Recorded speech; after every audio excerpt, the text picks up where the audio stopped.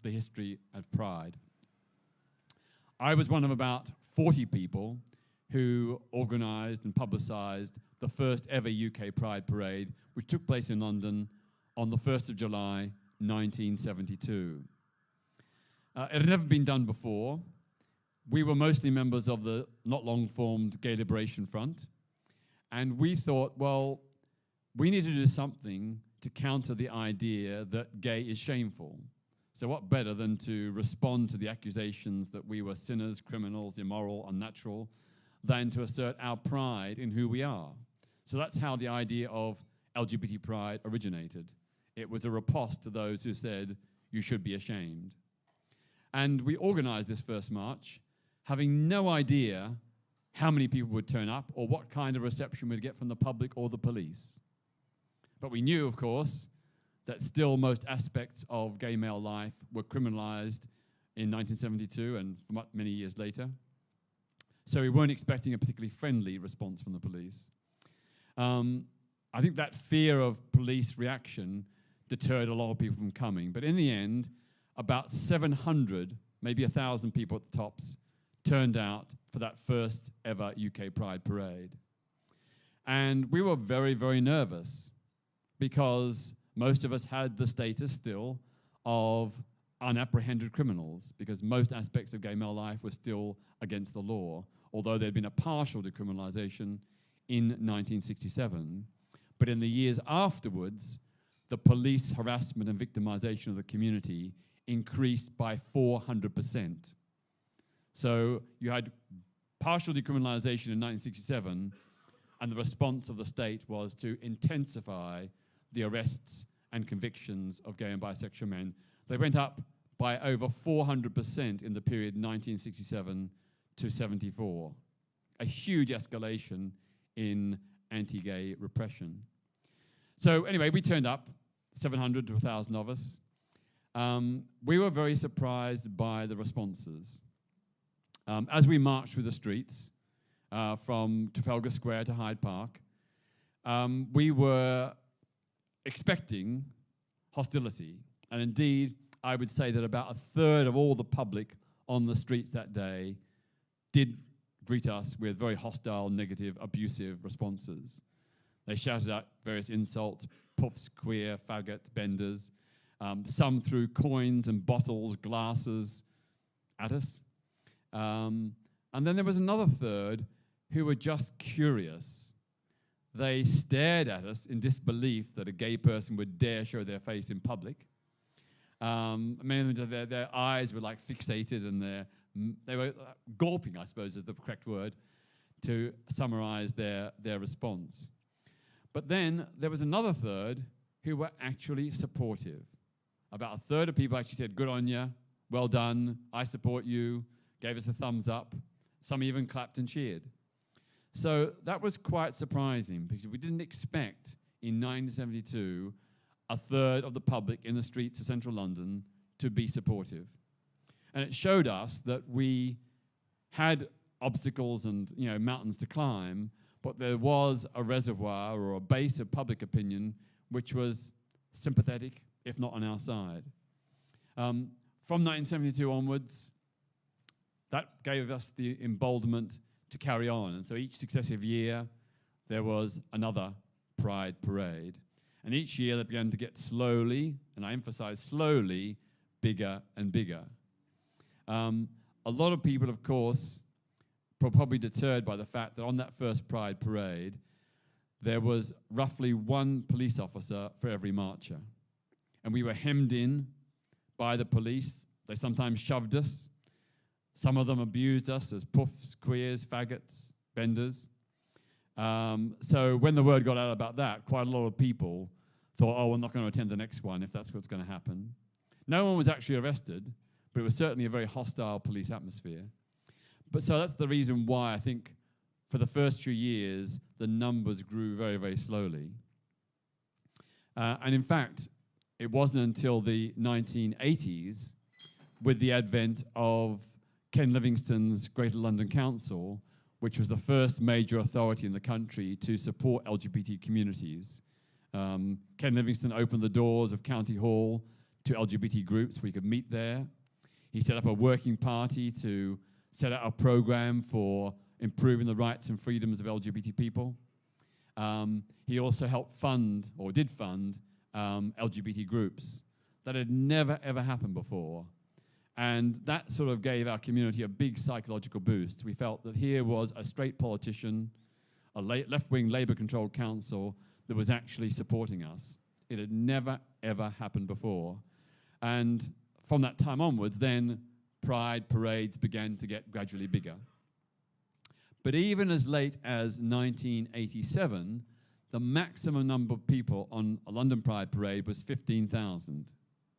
15,000. Not great. But then came Section 28. In 1988, the Conservative government of Margaret Thatcher legislated Section 28, which prohibited local authorities, that's local councils, local health authorities, local education authorities, from the so-called promotion of homosexuality, which in effect meant any kind of positive, affirmative support for LGBT kids in schools, support for LGBT people in the health service, support for LGBT people in communities. And again, what happened was the reversal of what Ken Livingstone began. We suddenly found local authorities cutting funding from LGBT groups, refusing to allow LGBT groups to meet on council properties, like local libraries or community halls.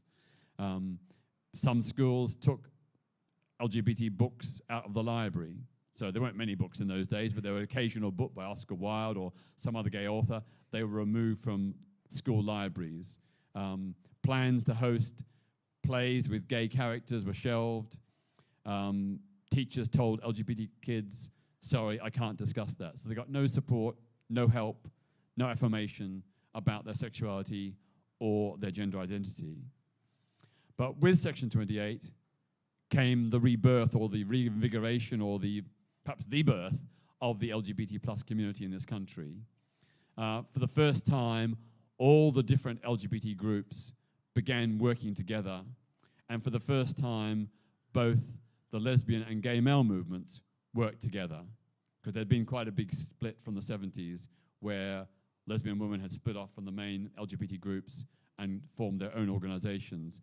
But Section 28 brought us all together. And the reason was twofold. First of all, Section 28 in 1988 was the first new anti-gay law in Britain for nearly a century. It was also the first law to affect lesbians. So that gave us a real strength of purpose and a real reason to unite.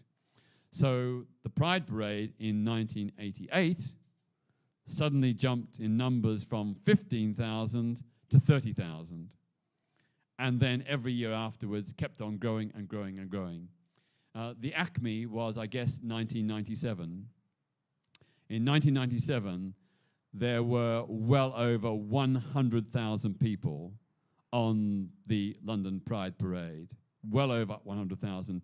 It took almost 6 hours for the parade to pass any single point on the route.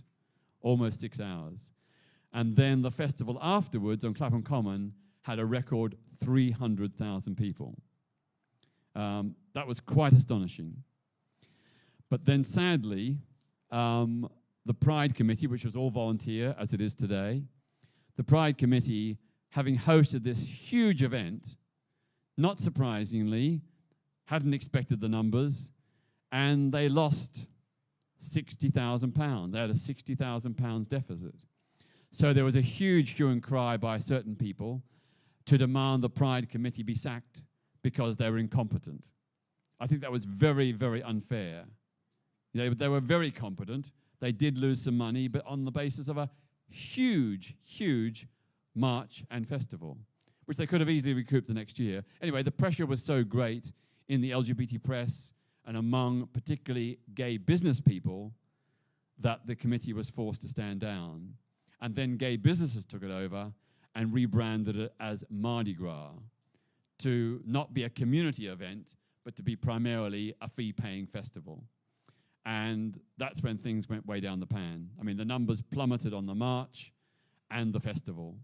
And that remained in place for about 4 or 5 years until eventually community groups reclaimed it. And then it began to rebuild again until we have what we have today. But as you all probably know, that even on this Saturday, it's not going to be anywhere near 100,000. The City of Westminster City Council, the Metropolitan Police, and Sadiq Khan, the Mayor of London, have stipulated that the maximum number of people allowed to march on Saturday is 30,000. That is pathetic. That's outrageous. To cap a community event, to say that thousands of people will not be allowed to march, and I just heard it from the Pride Committee this afternoon, that they had to turn away over 20,000 people who wanted to march. And this is a part of the bureaucratization and, I suppose, the way in which the whole Pride is being co-opted by city authorities, increasingly, not just in London, but all over Britain and all over the world. There's plenty of space there for all kinds of organizations, but really, Pride should be a place for everyone who wants to participate, and it's not going to be, sadly. Many people will, of course, spectate. They will watch from the streets. That's great. But I think it's a real pity that, London is not living up to its potential.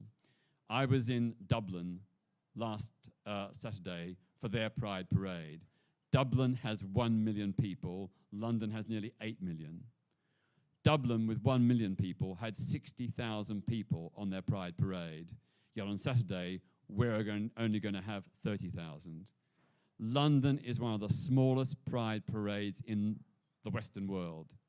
I mean, even small countries have bigger parades than we do. So something's seriously gone wrong. And I think the community needs to say loud and clear that we want our Pride back. Pride should be for everyone. Everybody who wants to march should be able to march. If you're one of the people who won't be able to march, my advice to you is just wait till the end of the parade comes and then join in at the end. I doubt they'll